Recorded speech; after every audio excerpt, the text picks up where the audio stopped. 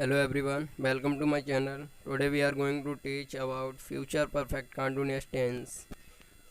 आज हम इस वीडियो में जानेंगे फ्यूचर परफेक्ट कंटिन्यूअस टेंस के बारे में। फ्यूचर परफेक्ट कंटिन्यूअस टेंस को कहते हैं पूर्ण अपूर्ण भविष्यकाल। इसकी इंडिकेशन होती है यानी पहचान। इस काल के हिंदी वाक्यों के अंत में रहा होगा, कॉमा रही होगी, रहे होंगे आदि शब्द आते हैं तथा समय दिया रहता है। निश्चित समय से पहले सिंस तथा निश्चित समय से पहले फोर का प्रयोग करते हैं। निश्चित यानी पॉइंट ऑफ टाइम, अनिश्चित period of time. I comma we के साथ shall have been helping verb का यूज करते हैं। Remain all subjects will have been का प्रयोग करते हैं।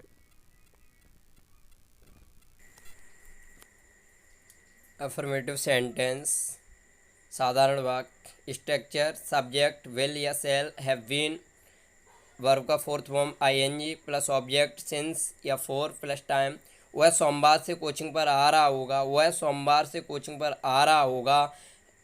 He will have been coming at coaching since Monday. He will have been coming at coaching since Monday. आप 2 साल से इस फैक्ट्री में काम कर रहे होगे, आप 2 साल से इस फैक्ट्री में काम कर रहे होगे। You will have been working in this factory for 2 years. You will have been working in this factory for 2 years. शिक्षक सुबह से वहाँ पढ़ा रहा होगा।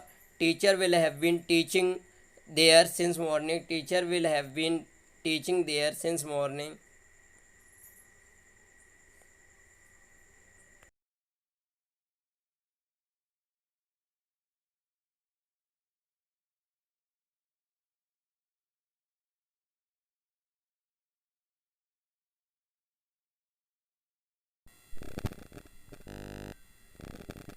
नेगेटिव सेंटेंस नकारात्मक वाक्य। इसका स्ट्रक्चर होगा सब्जेक्ट विल पब्लिक सेल प्लस नॉट, उसके बाद हैव बीन वर्ब का फर्स्ट वर्ब में का फोर्थ फॉर्म यानी ING form plus object since oblique for plus समय। हम 2 साल से उससे बात नहीं कर रहे होंगे, हम 2 साल से उससे बात नहीं कर रहे होंगे। We shall not have been talking to him for 2 years. We shall not have been talking to him for 2 years. हर भी कर सकते थे अकॉर्डिंग टू सिचुएशन। यदि गर्ल्स के बारे में बोल रहे हैं तो हर करेंगे, वो बॉयज़ के बारे में बोल रहे हैं तो हम करेंगे। वह 2 महीनों से यहाँ नहीं आ रहा होगा, वह 2 महीनों से यहाँ नहीं आ रहा होगा। He will not have been coming here for 2 months. He will not have been coming here for 2 months. वे अंग्रेजी कई दिनों से नहीं सीख रहे होंगे, वे अंग्रेजी कई दिनों से नहीं सीख रहे होंगे। They will not have been learning English for many days. They will not have been learning English for many days. रहा होगा लिख गया है, रहे होंगे।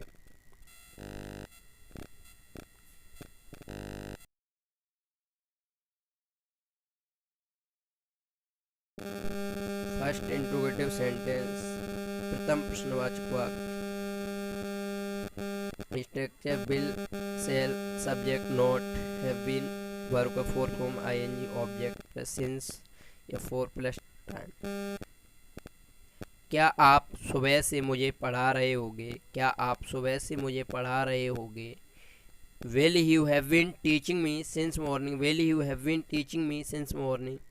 क्या हम 2 बजे से मेहमानों का इंतज़ार कर रहे होंगे, क्या हम 2 बजे से मेहमानों का इंतजार कर रहे होंगे। Shall we have been waiting for guest since 2 o'clock। Shall we have been waiting for guest since 2 o'clock। क्या वे आज से अपने घर जा रहे होंगे, क्या वे आज से अपने घर जा रहे होंगे। Will they have been going to their home since Monday. Will they have been going to their home since Monday.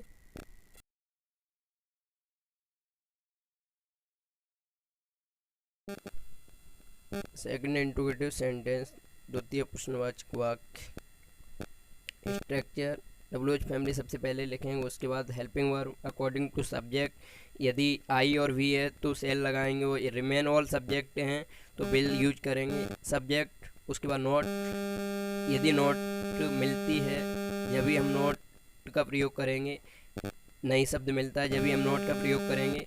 Have been verb का फोर्थ फॉर्म यानी ING form plus object plus since oblique for plus time.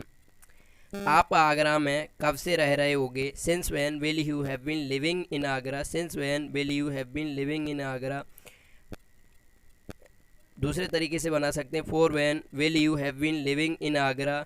For when will you have been living in Agra. According to situation अपन since और for का use करेंगे। यदि हम point of time की बात कर रहे हैं, जब हम सिंस व्हेन का यूज करेंगे। यदि हम पीरियड ऑफ टाइम की बात कर रहे हैं तो हम फ्रॉम व्हेन से क्वेश्चन स्टार्ट करेंगे।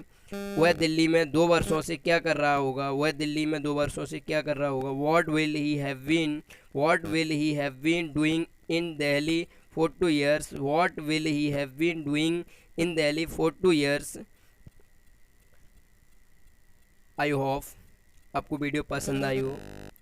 Please like the video and subscribe my channel.